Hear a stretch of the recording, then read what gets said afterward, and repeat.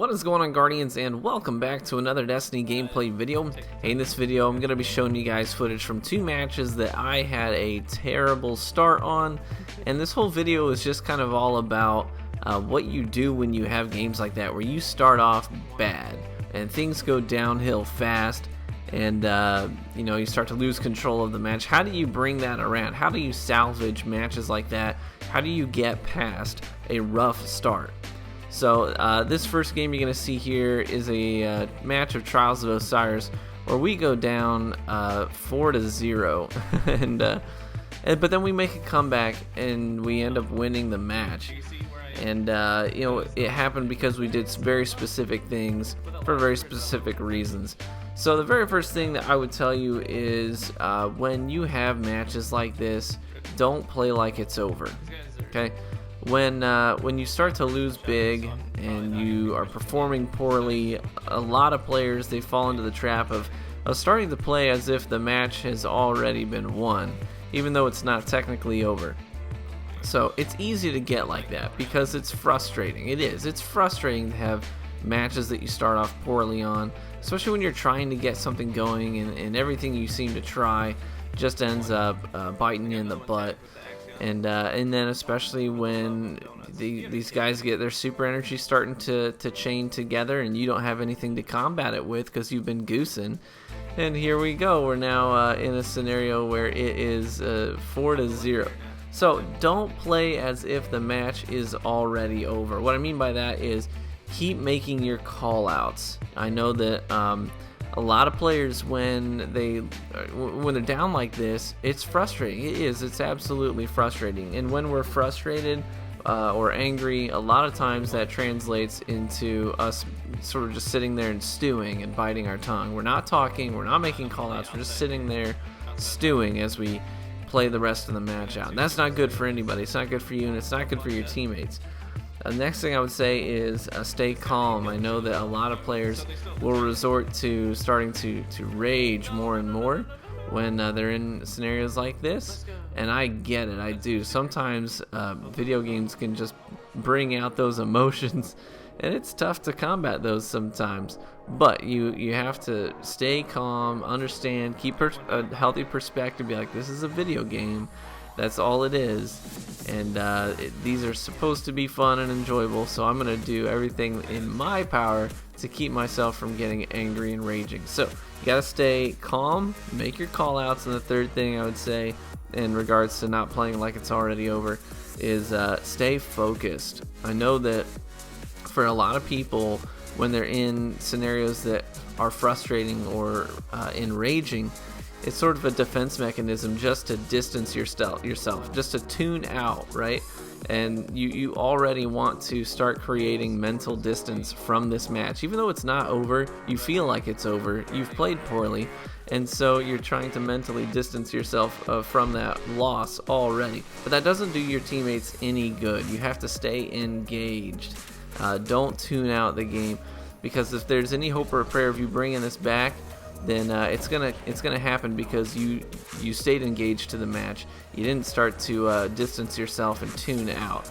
And on top of that, you may not win the match. You may still lose the match. In fact, in most scenarios, when you're down big, you will end up losing the match. But I've had some of my best plays under pressure when I'm fighting from a losing stance. We still lost the game, but I had some incredible plays that made it into actually I can think of a couple plays off the top of my head that are in my 100K montage that were I got those plays from a losing position. So don't tune out, stay engaged. Here is a match where I solo queue into skirmish, and my team is a team full of randos. Their team has two guys that are in a fire team and one random, and they're talented players. And I personally, they get to a point where they double our score. My teammates had some points on the board. I was just goosing bad. I couldn't get anything going, and so eventually I decided to adjust. I had been doing a scout rifle and a sniper on this map. I was trying to play the long lines, that wasn't working. These guys were pushing in really well. They were using their cover really well. So one of the things I would tell you is when you're in a losing position like that and things are spiraling out of control quickly. See, that was just my second kill of the match at that point, which was kind of embarrassing. But you have to adjust. So I pull out a palindrome to deal with these guys in closer scenarios, closer quarters. And I decide to stick with my Defiance and Bellicose combo. So now I'm just going to take a breath. I'm going to slow my pace down, grab some special, maybe try and get a pick, and then push around the map. I'm assuming at this point that these guys got special control of the other two boxes. Now as I sight in with my sniper, I noticed that the box on the left is still up. And I know how important special ammo, unfortunately, is in turning the tides in matches. So I decide now I've seen all three of these guys. I kill one, get an assist on the other. I know the third guy is pinched back in a corner. So I'm just going to race as fast as I can over to this side of the map. Sure enough, my teammate did make a move on this special and popped it. So we get additional special. We deny them a couple of boxes. And now I decide this is a good time to drop a super just to get some momentum going, get a revive, get a couple of kills on the boards. So you have to adjust, you have to adapt, and these guys were pretty aggressive. At one point, you see here, I kind of came back and started to manipulate this head glitch because they got a pick, and I knew that they would push in. They had been doing that consistently throughout the match. I bait two of the guys into that doorway, and I'm able to get a couple of kills, and then push up for the revive. And we actually start playing pretty well. So you have to, another thing I would tell you is that you have to play like you have teammates. Okay, I know that sounds a little obvious, but oh my gosh, how often do I get into a match where my teammates will try to force something to happen?